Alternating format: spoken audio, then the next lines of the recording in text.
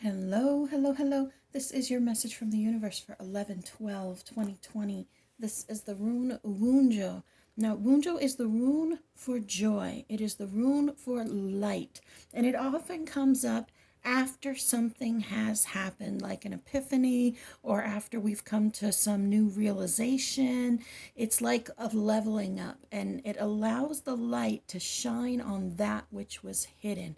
It allows us to take control of what was out of control before. It's almost like we figured out how to drive the machine a little bit more, and we're able to take charge of that.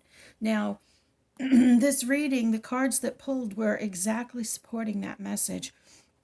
We start out with this high priestess reversed, which often talks about something that is hidden. It also speaks about being disconnected from your intuitive self. So when we take that space of being disconnected, it means that part of our awakening is hidden. Maybe the obstacles were hidden, or what we're supposed to do next was hidden, or we had a little painful something or other hidden down, not wanting to look at it.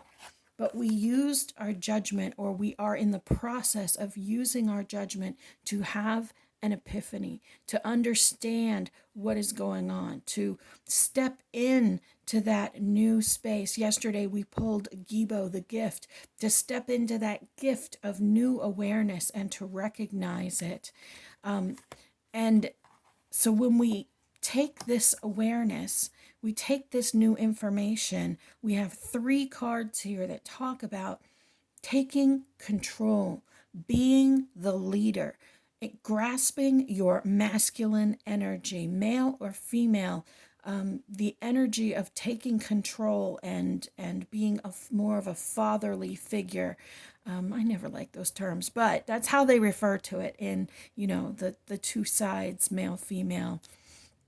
So these cards really speak to that. So we have this King of Wands talking about taking control and being the leader, the visionary. This Knave of Cups talking about a new wave of ideas and entrepreneurship and a new way of doing things and just a brand new vision of what's to come. You notice for some of you, really pay attention here to what his the feather behind him. It's like a quill. For me, I see that it has like a pen nib on it, like you would do calligraphy. So those of you who write, this might be a little sign for you that it is time to drink a little wine and do a little writing. Not necessarily like that. But to me, he looks like he's having a little bit of fun. He's got his little pen out and he's doing the thing. Then we have this emperor, and the emperor always speaks to that strong leadership role, to being in charge, to being the breadwinner in the family, to being the person that is the rock that holds everybody down. Now, I pull these cards out in a very particular way, and sometimes cards stick together or they pop out in the same flip over. Sometimes they're not meant to come out. These were literally so incredibly together that I almost couldn't tell that there was two cards there when I flipped it. And then I set it down, and when I set it down, they kind of separated just a little bit. And I went, oh, that's two. And then I asked my question, are these both supposed to be together? They gave me the answer, yes. So this Four of Coins. This is a Four of Pentacles. This tattoo tarot deck calls them coins, not pentacles. So we got this card yesterday, and I really love it in this deck specifically because it's full of runes. This card is full of rune symbols. We have Fehu. Fehu is the symbol for nourishment and possessions. We have Othila. Othila is the rune of it's not quite like fertility, but it's close. Like it's something brand new coming through, a new realization. And then we have here Isa, which we got like 2 days ago. Isa is the rune of isolation and kind of like going within. And then we have these two little doodads, which to me look like an X, and the X is Gibo, and that's where we were yesterday, is with that Gibo, with that gift, all surrounded by this snake wrapping around them. And what this card means in traditional tarot is basically like scarcity, saving up, conserving your energy, being in control of your own resources, right? So when we pull that in conjunction with this Emperor, with this King of Wands, with this Knave of Cups, to me, I see that as taking charge of your own destiny, taking charge of how you move forward, using your own resources for yourself, which has been kind of a theme over the last couple of years, last couple of days, is using our own energy and not giving it away to others.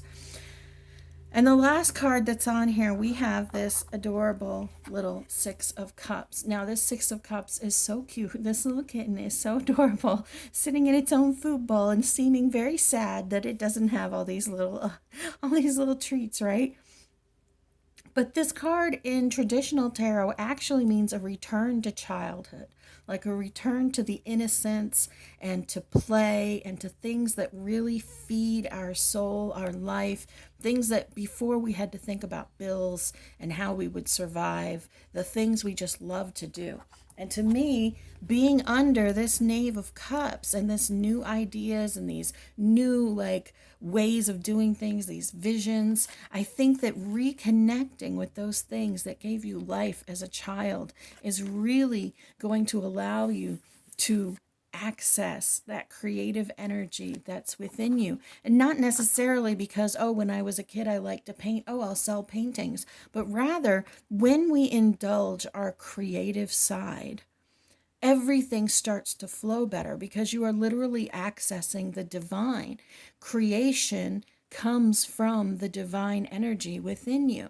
Creation comes from your connection with the light, with God, with Fred, with whatever you want to call it. I saw I saw this really cute video. I saw this really cute video the other day where this little like 4-year-old girl, 3-year-old girl was saying that God's name was Howard. And when her mom or when the lady asked her, well, why is its name Howard? Why do you think God's name is Howard? She said, our Father who art in heaven, Howard be thy name.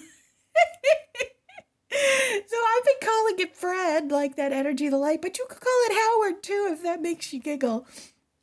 Anything creative accesses that energy. So even if your creative pursuit is not something you'll be able to make money at or do, something with along those lines, it opens the floodgates to accessing your own personal like connection.